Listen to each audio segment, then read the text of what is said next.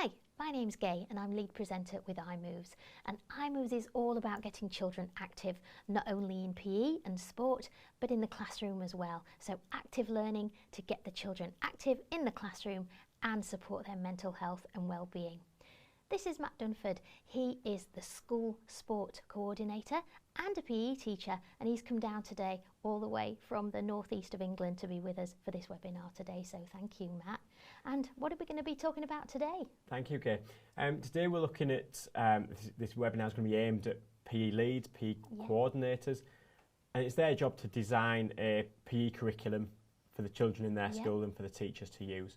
So today we're going to go through a sort of step-by-step guide that we're going to take PE leads on so that they can implement and plan a sort of progressive PE curriculum for their children. Oh, it sounds fantastic. So Matt, tell me more about the steps that we're going to look at today. Yeah, so it is a step-by-step process, so it should be nice and simple. So the first step, we're going to explain our intent or our vision for PE across our whole school. From that, step 2 is breaking down that vision, that overall vision, into each year group. From that, in step 3, we put together a curriculum map that is a shared document that the PE lead creates but shares with all their teaching colleagues so they know what to teach and when. Then step 4, we're going to talk about how that document is used and signposts our teachers to the imoves platform to access some brilliant imoves lesson plans. Oh, it sounds great. So let's start by looking at the whole school intent. So why do we need to do this, Matt? Well, the idea behind that is that we're creating a vision for our whole school so that our colleagues, our teachers, our children all really know what journey we're going to go on and to create the best possible joined-up approach to our PE. So it links from the very first stage in school to when our children leave us to go off to secondary school. Sounds great. Right, so step 1 is creating our intent. So when we're planning our curriculum, we need to be very clear on what we want our children to achieve. And to do this, you need to ask yourself the following questions. What are your intentions for physical education in your whole school? What do you want to achieve? What physical, social, thinking and emotional skills do your children need? What do you want the children to be able to do in PE? What do you want your children to be able to say about PE?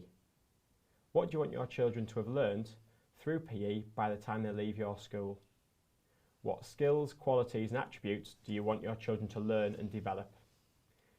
It's also essential to consider why these things are important for your children. So Matt, that sounds really easy. Have you got any advice or any examples of a whole school intent that we could share? Yeah, well, I mean, it's nice and easy, really. What you could do is follow the bullet points on screen now and in the downloadable guide.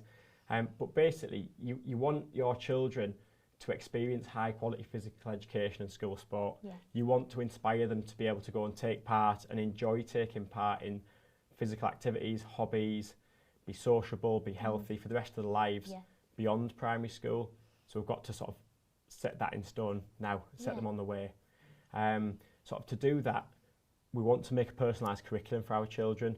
Our children come from all different backgrounds, so we really want to sort of do what's right for our children and make it bespoke for them. So yes, we've got to develop physical skills, so what we call sort of physical literacy, but we want children to learn about themselves. You know, any kind of creative side that they have, we want to sort of allow them to express themselves and be creative and really enjoy taking part in sport and physical activity and physical education in school. And, you know, a huge thing at the moment is them being physically active, not just to stay physically healthy, but mentally healthy as well. So it's really building a plan and setting out our vision for what experiences we want our children to have throughout their primary school life. And I guess every school is different, every child is different, so every plan has to be different, doesn't it? It can't all be the same for every school and every teacher. Yeah, absolutely, and we'll have a look at that a little bit later as to how we kind of set those starting points and progress our children throughout the school. Fantastic. So yeah, now we've got our whole school intent and we know exactly what it's going to be like for the whole school. Why do we need to break it down into individual year groups? Well, it's a bit like going on a journey in a way. It's you know, today I've driven down to Sheffield, but I know that I've got to go a certain route in a way. And I've plotted that route. You followed your sat-nav, didn't you? Follow my sat-nav, yes. yeah. And essentially we're plotting a journey for our children throughout their school life. Yeah, that makes so sense. by doing year group intent, we're giving each year group their own sort of mini vision of what we want children to achieve and experience in that time of their life. Yeah. And then they follow on, so it's like a step-by-step building blocks, if you like, getting from when they come to school at sort of 4 years old to when they leave us when they're 11. Yeah, so it's like the journey of how you're going to get them to the skills that they leave primary school with. I like that. Yeah, I really absolutely. like it. Yeah, we have that. That's our intention and our vision. And then the next stage is putting that down into sort of a written plan of how we're actually going to do it, and then a plan for all to follow. Fantastic. So we're going to have a look at teaching the very youngest in the school now, the 4 to 5 year olds. And this can be sometimes quite fun, can't it, Matt, when you're teaching the little ones? Yeah, definitely. Yeah, fun, unpredictable, make you laugh. Yeah, it's great. And we've really got to sort of set them on the journey at this point. This is the starting point for children coming into our school. And at this stage, every school is going to be very different. And even every child in every different 4 to 5 year old class is going to be very different, depending on the sort of demographic of the school, depending on sort of their upbringing. So we've got a vast array of starting points, and we've got to sort of tackle that at this age, inspire them for one, get them engaged, and allow them to know that PE is going to be fun, and really sort of set them on that journey, them being sort of motivated, engaged, enthused by PE. And this is the time when it's going to make a huge difference. We can really influence them at this age. Yeah. Do they all come with a sort of they've got their fundamental skills and they're already good at things, or have we got to work on that for them? No, and that's a really good point you've mentioned there about fundamental movement skills. Without putting those in place, and I mentioned building blocks earlier. Yeah. But those fundamental movement skills are the building blocks for everything that children will go on to learn in PE. Yeah. And without putting those building blocks in place first, it's a bit like the foundations for a house, they're not going to be able to ever go and play football, dance, play rugby, play hockey, because they won't have those basic throwing, catching, running, hopping, skipping, jumping skills. And children don't naturally pick them up. We think that they might do, because sometimes we see them coming into school like that, but they need to be taught. Yeah. Some children will pick them up quicker than others, but really those skills, if children haven't picked them up by this point, they really sort of need to be taught, because they will help them later on in school. I think also as well, it's like saying at 4 to 5 years you're going to give them a book to read and you haven't taught them how to read yet. You've got to teach them the reading skills first before you give them the book, haven't you? And it's exactly the same. You've got to teach them the fundamental skills before you can ask them to do more complicated sports. Yeah, definitely. It's a really sort of nice way to put it. And I think we've got to really develop some of the basics as well, in terms of them following simple rules, not necessarily rules to a game as such or rules to a sport, because we're a long way off sport at this stage, but getting them to follow simple instructions, finding space, very basic things. But if we don't teach them now, and we're expecting them to do it in a few years' time in more of a sort of sporting environment, they're not going to be able to do it then. So we need to tackle that sort of now, nice and early, but making it fun, making it very much play orientated, and engaging the children in sort of fun, active games. But really, we know there's a hidden point behind all these activities that we're doing with the children. Yeah. So we're looking at 5 to 6 years old now, and they're obviously a little bit older, but they've not really got much more in the way of skill, have they? So how are we going to tackle that with them? No, so again, it's those little building blocks, little steps forward. You know, some children who are between the 5 and 6 year old bracket will be at a similar ability level to some of our 4 and 5 year olds that we've just talked about, because of the different rates that children develop. And again, there's all those different factors involved with childhood development. So we've got to take those into account. And it's really a case of, and this applies all the way through, really teaching the children that you see in front of you, teaching the skills, whether they be physical skills, social skills, emotional skills, that those children need, not just we have a plan and we stick to it, this plan will guide us, but equally in every lesson we have to go in and see, right, that child actually is having a bit of a meltdown because they don't understand the rules or they think they're not very good at it. Yeah. And it's that personal intervention with them, and that's where our sort of differentiation and teaching comes in to help that child. So we're teaching that child what they need to know and develop. Yeah.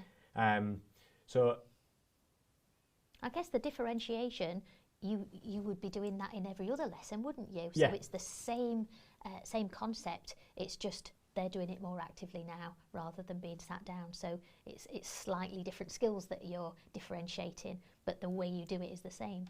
yeah, definitely. And all the skills that you would use in the classroom apply in PE, but you're just in a different teaching space. Yeah, You might be yeah. in the hall, you might be outside on the field, you might be in a mugger if you're lucky enough to have one, you might be on the playground. But all the teaching skills that you have in your sort of teacher's toolkit, they apply in PE, and you just apply them, but in a slightly different setting. Yeah. So Matt, at this young age, wouldn't it be better just to show them what to do and let them copy us? Well, the idea is we can show them, we can give examples, but if you look at any sort of elite level sport, everyone does things different ways. So if you look at, say, professional tennis players will serve in a certain way, but if you compare them, they'll all have slightly different techniques. And it's very true of children. We want to give them kind of some guidance as to how to perform a certain skill. But if you and I are 6 and 7 year olds and we're hitting the ball slightly differently with a tennis ball and a tennis racket, that doesn't matter as long as we're getting the ball where we want it to go ultimately. Or catching, you know. Yes, we want two hands together, but ultimately if I catch that ball and you catch the ball, if we do it slightly different, then that's fine. For example, I suppose physically, your body, my body, everybody's body is different, so we're all going to adapt those skills to fit our own bodies, aren't we? Yeah, definitely. And people's coordination's different as well, particularly children. So, and it comes down to that development stage as well. Yeah. So you might catch in a different way. You might do a sort of basket catch. I might do a clap catch. But if we both caught the ball, then happy that's days. all that matters, isn't it? Yeah, fantastic. So now we're looking at 7-year-olds, 6 to 7-year-olds. Surely they should be improving a little bit by now. Well, yeah, definitely. And if we've taught like we want to teach, they're developing the skills we want to teach them, then yes, they will be developing. And we want them to be able to sort of follow instructions, which that will have been quite an ongoing battle probably throughout the early stages where, you know, children are wonderful things, aren't they? 6 to 7s don't like rules, do no, they? No, or instructions, more interested in what they want to tell you about the weekend, about the cat. And the doing it their way. Yes. Yeah, definitely. So trying to kind of encourage that they want to talk to you, but trying to guide them the way that you want them to go. Kittens. Yeah, absolutely, yeah. So we've all been there, all heard of those kittens. So now we really want them to be able to sort of refine those kind of basic fundamental movement skills ready for the next stage in their primary school PE and school sport experience. So we want them to be able to run around, play sort of TIG games, which they'll have done throughout, but, you know, really find their own space and sort of avoid each other, show better balance, be able to sort of climb on stuff in gymnastics confidently, to be able to hang, be able to coordinate a bat and a ball or a stationary ball and hit that. You know, so it's all these basic skills we really want them to be coming together now so that they're ready for sort of the next stage in their learning. And how do we try and promote that they are working on their own skills and it's not all about competition? Because sometimes kids are all about who's winning or who's losing, and they forget that, or maybe they're not taught that it's all about their journey and where they're progressing to. Yeah, absolutely. You haven't even mentioned the tears there. Oh. The tears, the tantrums that come about. That's just the teacher. Yeah, the storming out. So we've got to be really careful that we kind of hone that in the right way and promote the kind of the self-challenge. Yes. And create an environment where children want to improve because they know that's the right thing to do, to improve for their own good rather than I want to beat you at something. So it's me trying to do the best because I want to be better at something, at a certain skill. So it's really, from a teacher point of view, it's you as the teacher trying to really reward that effort, that determination, the resilience, because children won't get everything right first time. And we'll talk about it later on, but that repetition of skills, constantly trying to get better and more consistent, regardless of whether you can throw and catch better than I can. That's, in a way, it's irrelevant. It's me being able to throw and catch better each PE lesson, each day, each week, over the course of my primary school PE life. Because I think as well, if you are constantly comparing yourself to someone else, say for instance, I'm doing a dance up against, you know, a prima ballerina, then I'm never going to be that good. But as long as I've improved in myself, that's what matters. And I think that's the thing we're trying to get across to them, isn't it? Yeah, absolutely, yeah. And I mean, it sounds like one of those words that we always use in education about progress.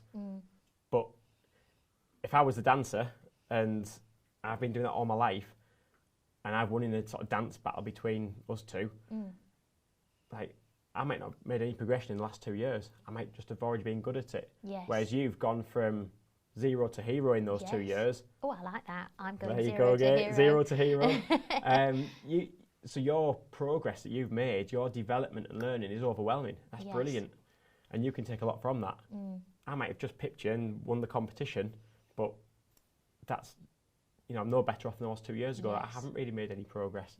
Just where I was 2 years ago. So it's that case of really building and teaching each individual child the skills that they particularly need. Yeah, fantastic.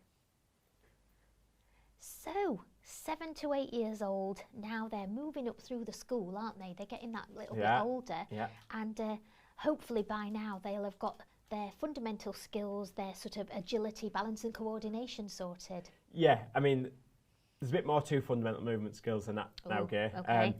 Yeah, there used to be very much the ABC, agility, balance, coordination. I think that's what I learnt, Yeah, possibly. I mean, they're still applicable, but now you tend to see them broken down into locomotion, stabilisation and manipulation, which you'll see on some of the resources. Yeah, fantastic. So that encompasses throwing, catching, balance, a vast array of movement skills. Pretty much everything you could think of as a skill in its own right, like catching in isolation, that would be a fundamental movement skill. Because when you think about how many games or sports would involve some element of catching, hundreds, we need to get that right, because otherwise, say for example, if you can't catch, we're ruling out kind of rounders, cricket, netball, rugby. And it's so disheartening for them, isn't it, if they can't play any of those successfully because they just simply can't catch the ball. If they think, well, I don't want to, then I won't join in.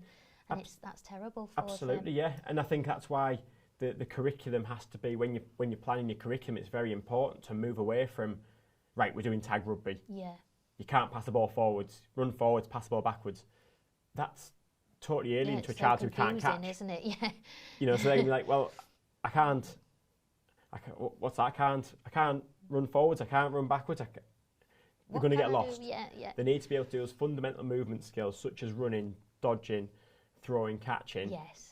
So that, say, tag rugby in a few years' time has any sort of relevance whatsoever, and so they can enjoy it. Most importantly, nobody likes feeling that they're not very good at something. So that's why I've got to make this very much step by step. And building children's confidence with all these activities. I think as well, if you don't give them those fundamental skills early on, you're setting them up to fail in their later years, aren't they? Because you've not given them those building blocks like you talked about earlier, and they're never going to be able to do them if they're not taught them earlier. So you know, that failure is not good for their self-esteem or anything. It's just going to be a wall that they're going to hit every time, isn't it? Absolutely, yeah. And if as a child I couldn't hit a stationary ball with a tennis racket, I'm not suddenly then 10, 15, 20 years later thinking, right, what's going to be really good for me is joining a badminton club. So my last experience was I couldn't hit a stationary object, let alone a moving object. So it's really important that we master these skills in isolation, and then we put them together to perform in some sort of game situation. And at this sort of stage in a child's sort of PE journey, we're looking at games becoming sort of a bit more categorised. So you'll have heard the terms of sort of invasion, net and wall, striking and fielding. They're kind of categories of games.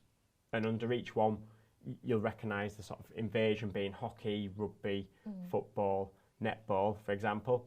Striking and fielding being your rounders, your cricket, for example, and then net and wall, sort of volleyball, tennis, badminton. Yes. Now, we want to give children those different experiences, because if we don't, they might just be sort of pigeonholed into playing sort of football, for example, or invasion. And then they think, oh, I love games, I love playing sport, but what's this funny net doing in the middle? Yeah. What do I do with that? Do I go and knock it over? Do I run underneath it? Yes. So it's giving children experiences. So then later on in life, either later on in primary school or in secondary school, children, as they get more into sort of sports as we know them, think, oh, well, I learned how to send a ball over a dividing object in the middle. Yeah. And at this stage, it might be a bench. But they've got that philosophy that, right, this ball needs to go over there. Yes. And hopefully the other child or person, opponent on the other side, they're not going to get that back. Okay, so it's all those kind of giving children different experiences in that game setting. Yes. And I think when you've tried lots of different things, you might gravitate towards one kind of activity that you feel really comfortable with or you really enjoy, but that doesn't mean you don't get to try everything, because you won't know what you like until you've had a go at everything, will you? Definitely. It's all about experiences for children, isn't it? And positive experiences, giving children like really, really sort of enjoyable experience at primary school with a vast array of activities. I love that positive experience, because as soon as you get a negative experience, that's it. You're like, I'm not doing that anymore. The barriers go up, don't they? And it's it's constantly encouraging. And when children struggle with an activity for the first time, it's totally understandable. And it's not letting them get downhearted. It's encouraging them, picking them up. And again, it's teaching that child that's in front of you, making them feel that they're on the right journey, even though they haven't quite got there yet. Yes, perfect. So 8 to 9 years now. Again, moving up through the school, are they ready to learn a proper sport yet, Matt? No, not quite, no. Oh. You've jumped a bit ahead of ourselves there, Gabe. Have I? Sorry. In PE now, we've hopefully got the fundamental movement skills to varying degrees in your class. Yep.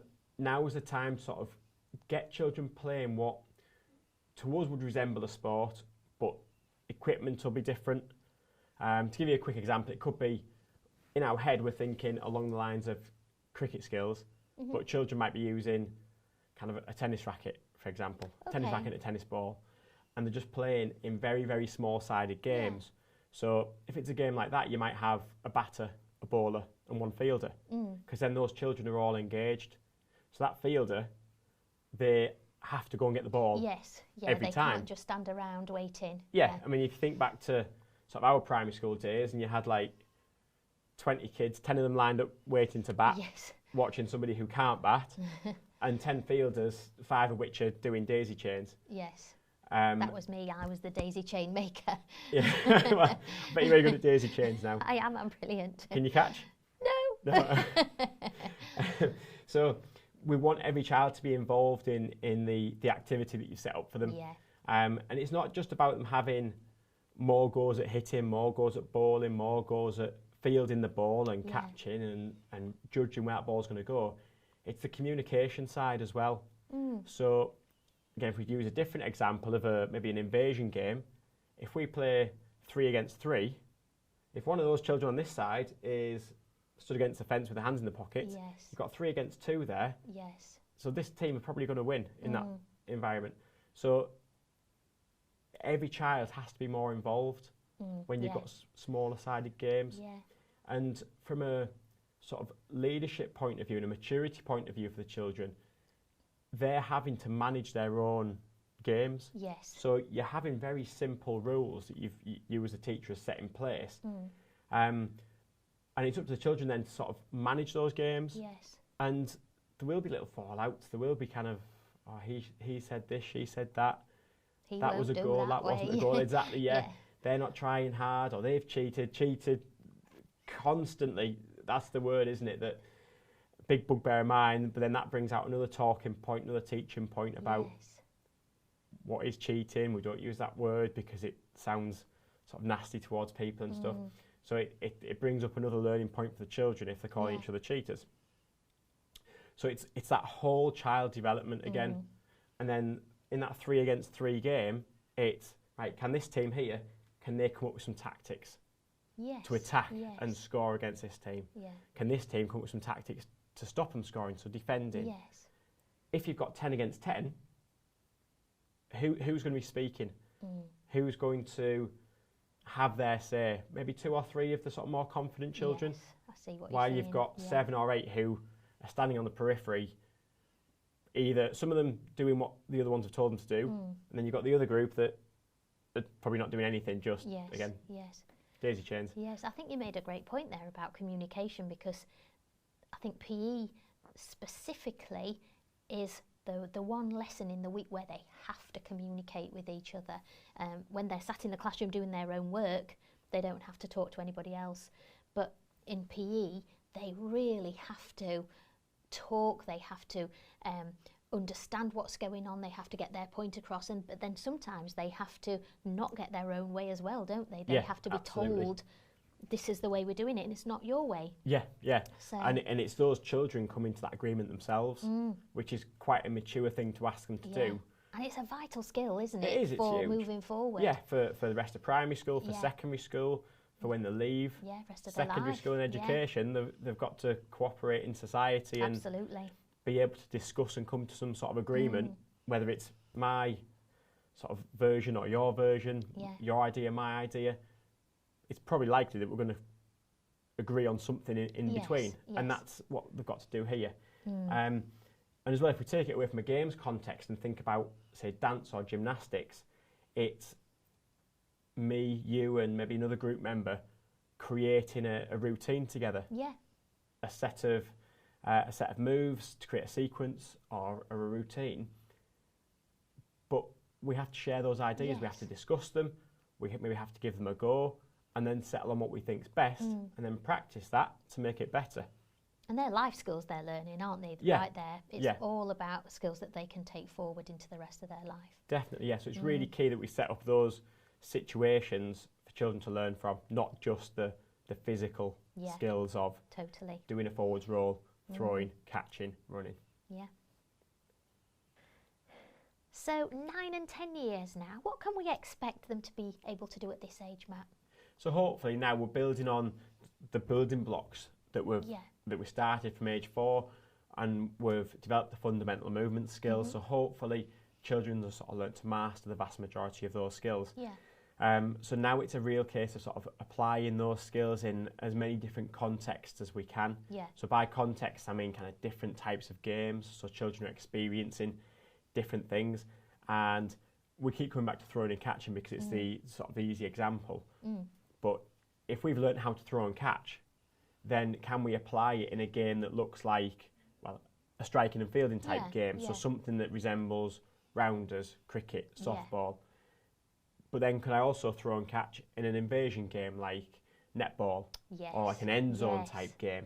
So different piece of equipment, total different set of rules, but can I apply these skills that I've learned, the physical skills? And then we're looking more so at, that whole child as well, kind of putting children in challenging situations so that they can work as a team to solve a problem, working individually, the sort of resilience, determination, talking about the health benefits of PE.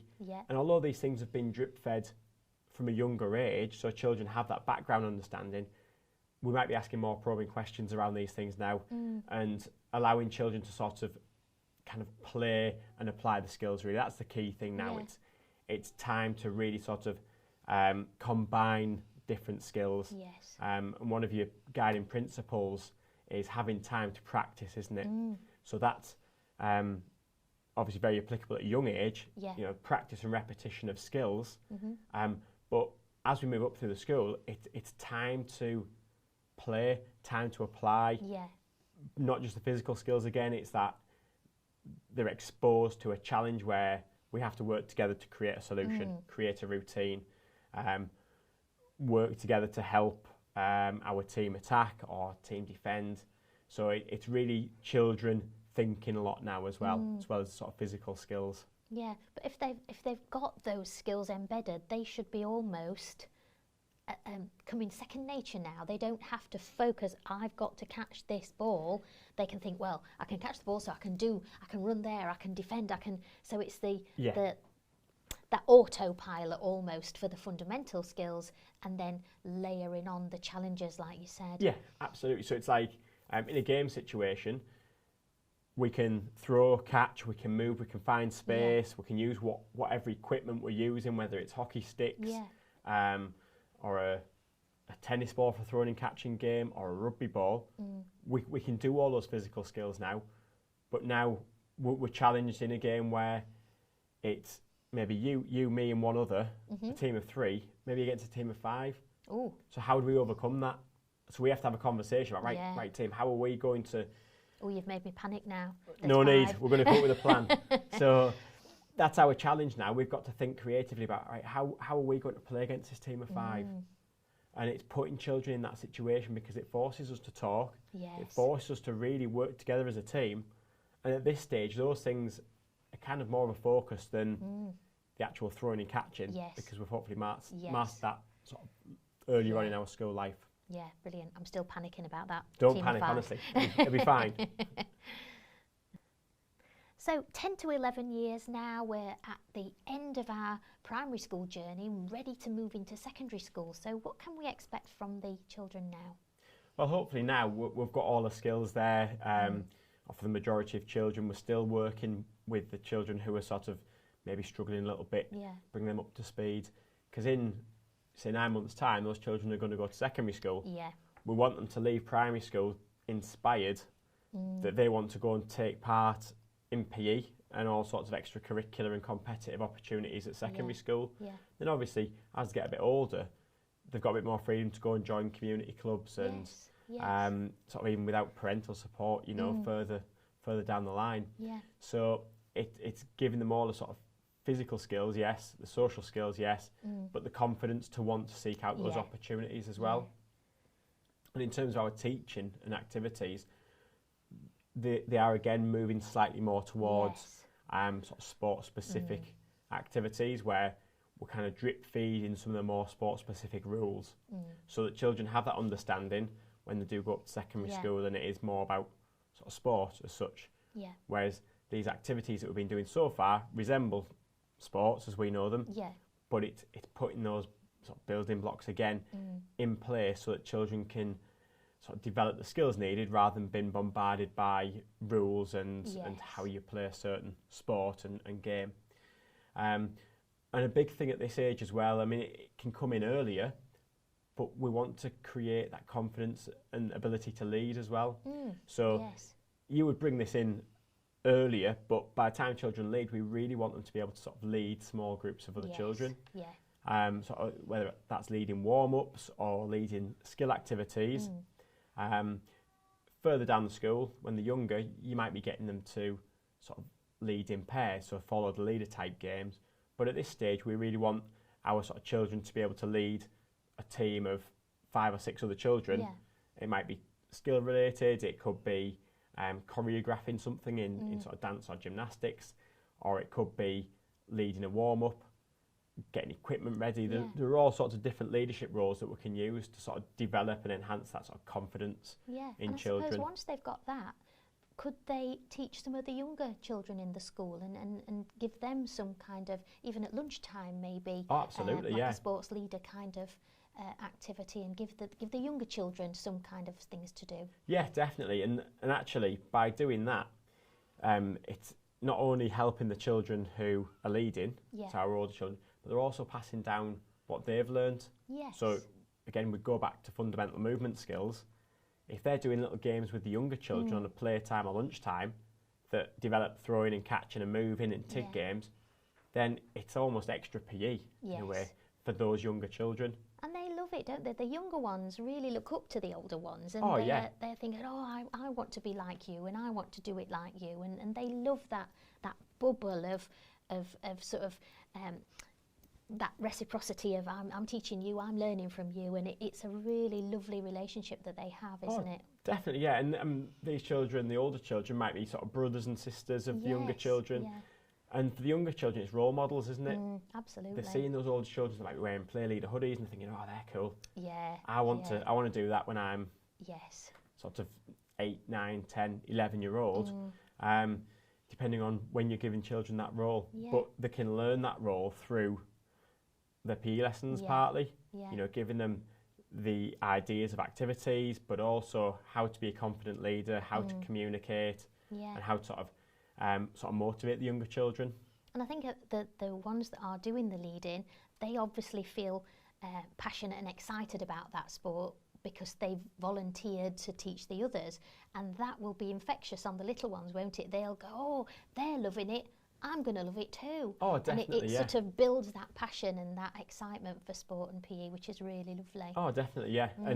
And those younger children see how they can sort of aspire to be this role. Yeah. And it's a two-way thing, isn't it? The older leaders see how excited the younger children are, and so they're getting something from it as well. Yeah. They're sort of saying, oh, wow, made a big difference today with the younger children. Yeah. I want to do that again tomorrow. Yeah. So it kind of builds that sort of legacy in the future. And then these children might go on, having been inspired by leading younger children in school, to then go and seek further opportunities outside of school and help with community clubs. And well, it's like a snowball of loveliness, isn't it? It just keeps building and building. That's what I like to think, yeah. It's a nice way to put it. Yeah, oh, that's great. Yeah, so we're inspiring them, so hopefully when they come to the end of the final year at primary school at 11 years old, they're ready to go off and seek all sorts of other opportunities. We've provided them with the physical skills, the social skills, the thinking skills, and the confidence to go and seek further opportunities. Oh, it sounds fantastic, doesn't it? Right, so once you've got your intent clarified for your whole school and then broken it down step by step for each year group, you can start putting that down on paper as such and really starting to plan your PE curriculum. So we've looked at the intent for the whole school. Would that be the same for all the PE leads in every school in the country? No, not really, no, because as we sort of said earlier, children come into school at sort of 4-year-old from all sorts of different backgrounds, whether it's, you know, different parents, different demographics, different areas of the country. So children Even the come world. in the world, absolutely. So children come in with very different starting points. So when we're planning our curriculum, and which is obviously led from our intentions and our visions for our children, we've got to take into account what children are entering our school being able to do. Sort of physically, how they are emotionally. Are they sort of capable of interacting with each other? Do we need to work on the social side first or the physical side first? So you've really got to make a plan almost from scratch for your children.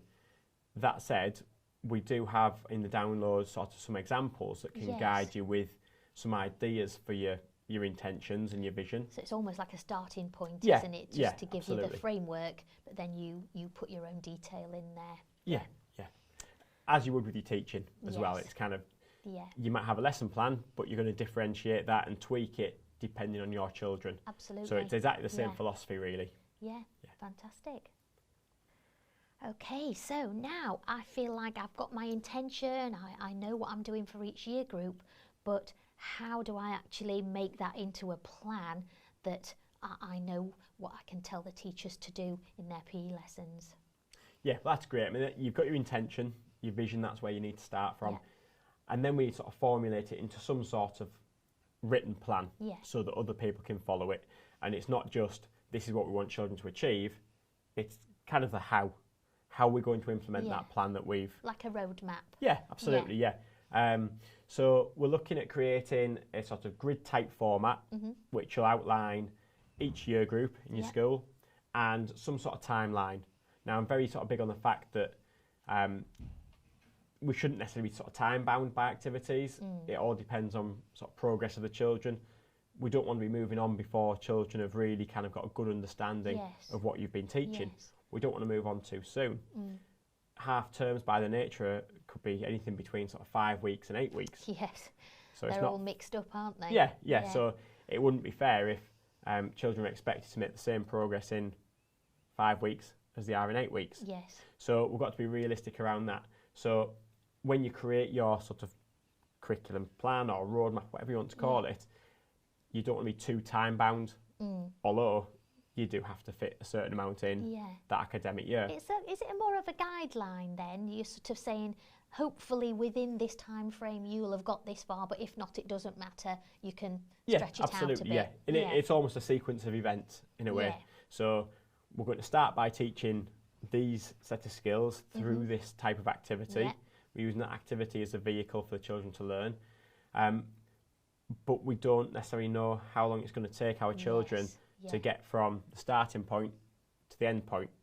I mentioned earlier about driving somewhere. Yes. It's like that. Are these children going to hit difficulties on the way? Are they going to sort of struggle with a certain concept or a couple of lessons? In which case, if you've got one lesson plan, one of your imoves lesson plans off the platform, yes, it's aimed at one lesson, but it's more of a topic that might take 2 or 3 lessons to actually deliver, and so that children really understand the content of those lessons and get the learning from it. And again, going back to the 4 principles, it's having that time to practice really. Practice makes perfect, doesn't Absolutely, it? hope so, yeah. Or near there. Yeah. So, Matt, we want children to experience a real wide range and variety of activities. So how would you put that into your plan? Well, yeah, we do. We want children to experience a broad range of activities. So, everyone likes different things, don't they? So we want children to experience dance, gymnastics, Pilates, various types of games, outdoor activities as well. But if we design a curriculum where we're doing 2 weeks on dance, 2 weeks on gymnastics, 2 weeks on games, there's not enough continuity there. So we need to sort of find that balance between children having a wide range of experiences across their whole school life from 4 to 11 years old, but also allowing enough time on each activity so that children can embed the skills and apply the skills. That makes sense, If you think about learning a language, I suppose you wouldn't think, right, we're going to learn French in a week, and then next week we're going to learn German for another week, and then Mandarin the following week. It wouldn't allow children to sort of build up those speaking skills, and it's a sort of similar process here really. We need to allow time for children to embed the skills, again the practice that we talked about before, applying those skills in different circumstances and situations before we move on. So we don't want to plan too much so it's unrealistic, but equally we do want to give children loads of fun, engaging activities that are going to inspire them and allow them to build confidence. Children won't build confidence if they're moving between different things too regularly. But when we look at the actual example curriculum map, which again is just an example that we've created, so obviously you need to create a bespoke one for your school, but it's a template one or a guide, a starting off point, like with the intentions, that will give an indication as to what we could possibly cover in a year in terms of the skills and activities that we might realistically be able to cover in 1 year. And then that's mapped out for each year group in the school. Then the other thing we really want from this curriculum map is me as PE lead, you as teacher. I want to be able to give you that document and you then know what you're teaching throughout the course of the year. And yes, it's not going to be too time framed, but you can use that, and that's going to signpost you to the imoves platform, where you can go and pick lesson plans off to use as a guide. It's not lesson 1 must fit into your first hour of PE. It might be that takes 2 or 3 hours to cover the content and allow children time to embed the skills in that plan. So we'll have a look at the example curriculum map, and hopefully then that starts to make a bit more sense. I know you sort of have to deal with what's in front of you, don't you? And if you can see that those children are struggling with something, you help them with that. You don't just go blindly on to the next thing and ignore that trouble that they were having. Yeah, absolutely. We're teaching children. We're not teaching a script or a plan. We're using that to guide us, but equally we are teaching children, and we're going at the pace that they need to go at. So we've looked at planning the curriculum map. Here is an example of it. If Matt, could you explain it for us, please? Yeah, of course. This example is, like we said, it's an example. And again, you should be using this as a guide to making your own bespoke curriculum map. So this is based on 2 hours of PE a week. Looking at it, it doesn't necessarily show that there's 2 hours of PE each week. And the time blocks on it, although across the top you've got autumn term, spring term and summer term, we're not looking at that in terms of those being really time bound. That's a section of time where across your 2 lessons you're focusing on that activity to allow that time that we talked about before, about children really getting embedded and immersed in the activity. So giving enough time for children to learn the new skills, implement them, apply them, be challenged to use them in different sort of game situations or different challenges. And the key thing is here that the learning's consistent. Children aren't doing, say, gymnastics on a Tuesday and then games on a Thursday. Gymnastics Tuesday, games Thursday, because in their head they're 2 separate activities. So we want that consistency between a Tuesday and a Thursday, and then build on it next Tuesday, Thursday, and have that constant cycle of reinforcement. So it's not a full week between they revisit the skills that they learned previously. They'll have forgotten what they learned, won't they? Of course, It's almost you've got to start again, haven't you? If you've left a big gap, you've got to start again. Absolutely, So it's making that consistency and really kind of allowing the children to sort of become comfortable in that activity as well, and not, right, I've got to switch my head from gymnastics to games, then back to gymnastics again. So really becoming immersed, I think that's the key word with this, becoming immersed in that activity. So children, it becomes kind of second nature, so that they learn whatever rules or sort of little sort of bits of that game. So then they're focused on thinking about tactics or applying the skills rather than, oh, I don't know what I'm doing again. Is it indoor PE? Is it outdoor PE? Have I got the right kit? So it's allowing that kind of continuity of learning. I suppose if you're doing it with a week in between, you've got to recap more of what you did last time and take longer out of the lesson that you've got. Whereas if you only did it a couple of days ago, it's fresher, isn't it? And it won't take as long to recap. Absolutely. And I think the progress you could achieve over, say, 10 lessons, if that's 10 lessons over 5 weeks, as opposed to 10 lessons over 10 weeks, absolutely. I think you would see far greater progress in the 5 weeks having 2 lessons working on that particular set of skills or activity than you would spreading it out over a longer amount of time. I think I'm sold on that idea. Good, pleased to hear it. And then if you look sort of further on in the curriculum map as well, you'll see that the sort of suggested sports, now again, they are just suggestions. It's a sort of nod towards sports as we know it. But again, the key thing is modifying them so that they're appropriate for the children that you're teaching, and that they understand the very basic rules. We're keeping small-sided games, so children are sort of really, really involved and doing. And again, one of your guiding principles is that sort of teacher talk to children being active ratio, isn't it? Which is sort of 75-25%, isn't it? And we want to see that. We want children to become really engaged in their activities that they're learning. And that's the lowest, isn't it? 75% is the minimum that they should be doing. If you can squeeze it up to more activity in the lesson, that's great. But we do understand that teachers do need to give out rules, or they might need to get into groups or whatever, and that's going to take time. Oh, absolutely. But it doesn't need to be any less than that. They don't need to be sitting, listening to instructions or waiting for a turn or anything, because it's downtime, isn't it? And it's really unproductive, that absolutely. time. And actually, the continuity between the 2 lessons in a week, there is less kind of recap time needed, because children are sort of then, it becomes routine what they're doing. If they're recapping on an activity from 2 days earlier, it needs less of a prompt and less of a reminder if it was 7 days earlier. So that really helps to cut down that teacher talk time and therefore increase the children being active in that time, which is really the most important thing, isn't it? Children being active and sort of using that time productively to learn.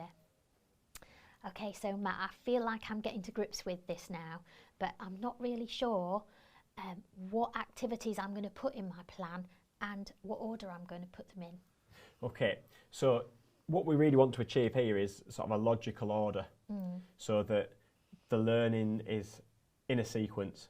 So from one activity to the next, again, it builds, building blocks, so that there is going to have to be cut-off points at some stage where games might change into something that looks very different, like Pilates, dance or gymnastics. But equally, where we can, we want to keep the consistency there so that children are not just learning and progressing week by week. Even when they go into something that looks like a very different activity, they're still building on what they've learned in the previous activity or unit of work. And this is where the sort of imoves lesson plans can really come into place and help. So we can sort of piece those together to really kind of see what links nicely from one to the next. And from the age of 7, we're looking at children becoming sort of more formal sort of game situations. So we said about that kind of nod towards sort of bits of sport, because hopefully they've mastered those fundamental movement skills or gotten to a level where they can apply them in sort of more challenging situations by the age of 7. And then as they move up into sort of 9 to 11-year-old sort of age bracket, again, we're getting a bit more sport specific, but again, it's still not we are playing or we are teaching football or tag rugby. It's the generic skills that we're really reinforcing, but putting them in a different context for children to sort of apply throwing, catching, moving skills, teamwork skills in a lot of different sort of challenging environments. So Matt, it looks like there's a lot of time spent on each activity on our example curriculum map. Won't children get bored or tired or fed up of doing the same thing over and over? Well, the key thing there is, although they're on a certain activity for a long time, the activities or the sort of teaching, the sort of small teaching activities that make up each lesson, there's going to be a lot of variety there. Oh, good, good. So it's going to be applying or reinforcing the skills, but through different challenges each lesson. And of course, there's going to be some overlap between each lesson because you want children to reinforce and practice. And again, that's where the lesson plans come in.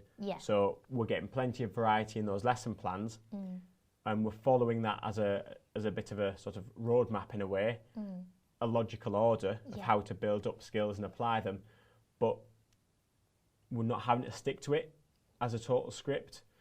You've got the freedom to go off and spend more time on this activity and really make sure the children have understood and can perform the skills or accomplish the challenge in that activity before you move on to the next. And everybody enjoys doing something that they feel good at and confident at.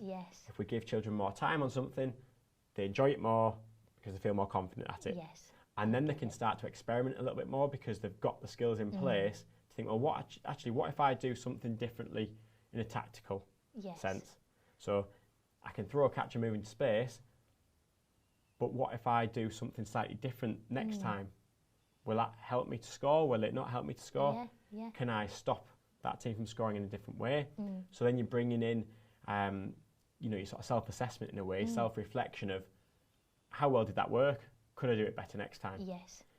But if you're just moving too quickly onto a different activity, children don't have that time to really self-reflect and embed all the skills and become sort of immersed in that activity.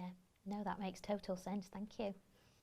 So the caveat to that, though, is that we still want to provide plenty of variety for children. So yes, we need time for them to really kind of immerse themselves in a certain type of activity, such as games, but we want to be fair. We don't want to do games all year. We want children who they might be more fond of dance or gymnastics or Pilates, and even the ones who aren't already engaged in dance and gymnastics, we want them to experience the good side of those activities and sort of get engaged in those activities and enjoy them for what they should be, sort of enjoyable physical activities. And they will learn different skills that are transferable. So, for example, through gymnastics and Pilates, we're building up strength and core stability, which is essential across any area of sport or PE. So we do need to give children variety, and we talk about children finding something that they love, and then that will carry on with the rest of with them for the rest of their lives, sort of into secondary school and beyond. That's what we want, isn't it? We want them to have positive experiences at primary school, that then take forward for the rest of their lives. I think that's really the key. You've hit the nail on the head there, and a positive experience, whatever activity they're doing, if it's a positive thing, they'll be more likely to try something new, and won't be as worried and thinking, oh, well, I couldn't do that, so I'm not going to be able to do this. It will be a learning journey of, well, I'll have a go, you know, I don't mind having a go, and it doesn't matter whether I'm brilliant or whether I'm just sort of okay. That doesn't matter. It's the fact that I've had a go. Yeah, absolutely. I think that's a really key thing to bring into our teaching as well. Making it, you know, being very encouraging about children just having a go at something. There isn't necessarily a right and a wrong way. Having a go is how you're going to learn and improve and get towards the outcome that we want to achieve. Yeah, brilliant. Okay, Matt, so I'm the PE lead and I've created my bespoke curriculum map. I've sorted it all out. What do I do next? So, once you've got your document there, that is then to help your colleagues, the other teachers in the school, teach good quality PE. Yeah. Okay, so that is then going to be used as a document to signpost the teachers to the imoves platform. So, if you're PE lead and I'm Year 6 teacher, you've given me that curriculum map. I can see quite clearly that at the start of the year, I'm going to be teaching games. Yeah. So I will go on to the imoves platform, go into the age that I teach, and I would look for games, and I would pull off the lesson plans that have the sort of activities and skills that I'm looking for on there. Brilliant. Yeah. That then guides my teaching for that stretch of time. Yeah. And remember, we're not looking at sort of ring fence it to a certain number of weeks or lessons. Yeah. I'm going to go through those stages on the lesson plans that will take me through and take the children through the learning and the activities and skills that they need to sort of master within that period of time. And once we think the children have got to that stage where they're confident with those skills and they're able to accomplish all the activities within those lesson plans, then I might start thinking, right, now's time to move on to the next block on that curriculum map. Sounds pretty easy. Hopefully, that's the idea. Yeah, we're here to hold hands, so make it nice and accessible for teachers. So teachers are very busy, as we know. So if we can make it as straightforward as possible, this is what you're teaching. This is where you find the lesson plans. You don't have to go through on the internet. You don't have to create something from scratch. You've got these resources that you can tweak and adapt so that they're appropriate for your children. Great. So Matt, how would you suggest then that as a PE lead that I would be able to share this with my colleagues and teaching staff? I think the best way to do it would be at a staff meeting. If you can approach your leadership team and say, I would like to give all my colleagues the same information in one go, obviously it's going to be far more efficient than me going round every single teacher and explaining it time after time. But if you could hold a staff meeting and show the curriculum map and explain how it's used and then where to access the resources that link into the curriculum map, I think everyone gets the same message. I think you can then reassure everyone that it's really straightforward and the benefits for the children. And really, you've done all the work in the background there. So you're just saying to the teachers, basically, I've done you a favour here. I've created our vision for PE.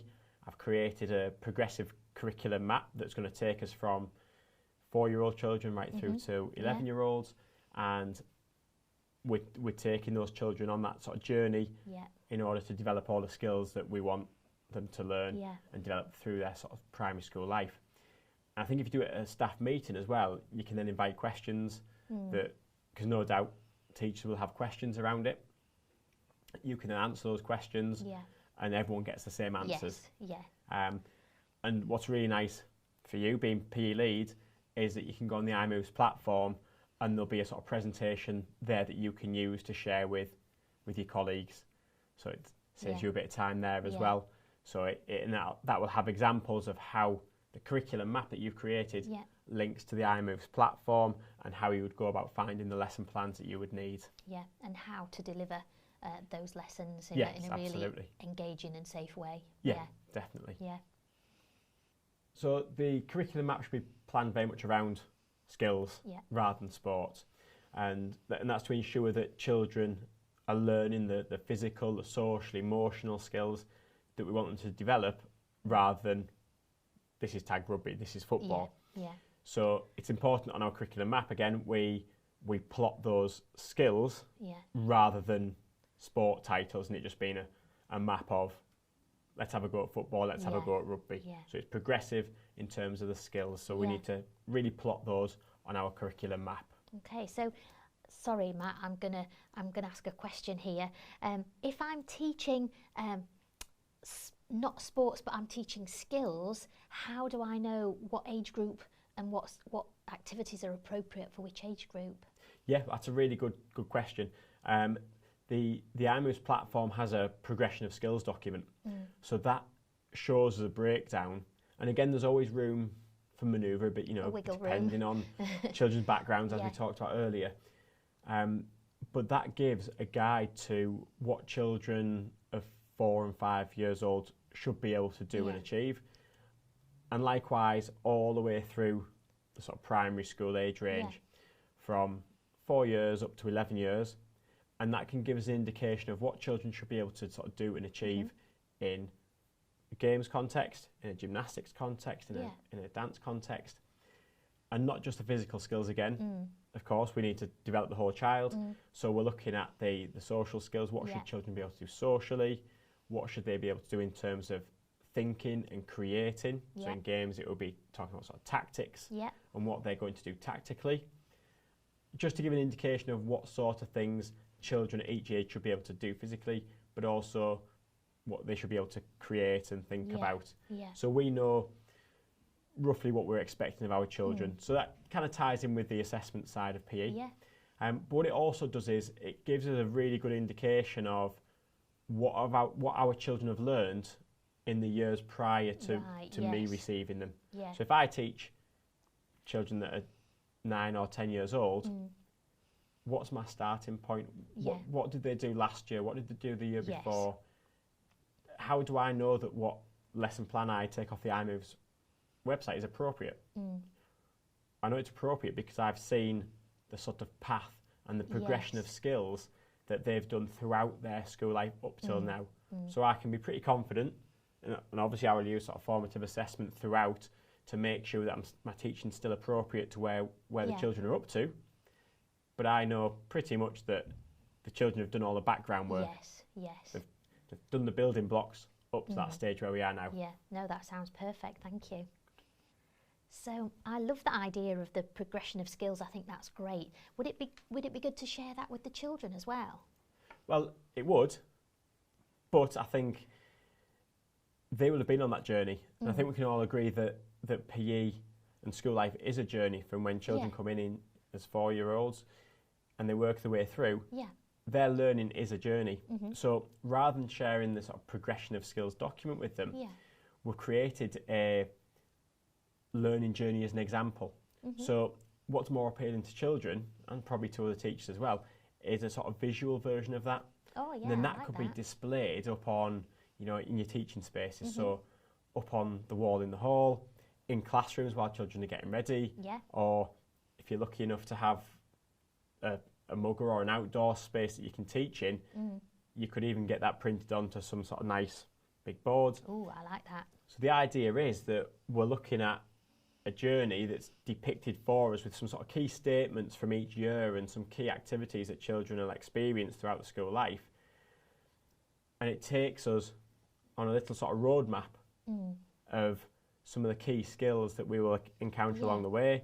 So if I was a sort of 8-year-old child, I can look at that and say, oh yeah, well, when I was 4, I did that. And then when I was 5, I did that. And 6, I did that, and so on. And as an 8-year-old, I can say, oh, actually, that's what we're doing at the moment. We're playing that game now. I'm learning how to play something that looks a little bit like cricket. I'm hitting a ball that's moving towards me. So the children can see where their current learning fits in with that overall journey. And then even more so, they can look at that and think, that's where I'm going next. So they can look at and think, oh, well, when I get to the end of school, when I'm 11 years old, I'm going to have done this. And it builds that excitement for them. They know where they're going. So rather than just thinking, what's happening next. Yes. They can see it, and it's that sort of anticipation. It builds that excitement. Yeah. So if we have a nice sort of visual learning journey up in the hall or in the classroom while they're getting ready, it builds that sort of excitement, engagement and anticipation around PE. Oh, I love that, thank you. The other great thing about the learning journey, being sort of visually in a classroom or a hall space, is that it creates that talking point between teachers and children. It allows children to see that they are on a journey of learning a sort of various array of skills, and rather than it just being about sports. And it's very key that children and teachers all understand that PE is a physical education, it's a physical way of learning, and it's not just about teaching sport or coaching sport. So it's that whole child development that we talked about before. Yeah. So Matt, thank you so much for that. I feel really prepared now to go off and do my planning. I'd like to thank you for coming all the way down from the northeast to come and join us today. And don't forget, guys, that you can get a downloadable guide with all the information that we've talked about today and more. So go ahead and get that, have a look at it, recap all the things, and good luck. See you next time. Take care. Thank you. Bye-bye.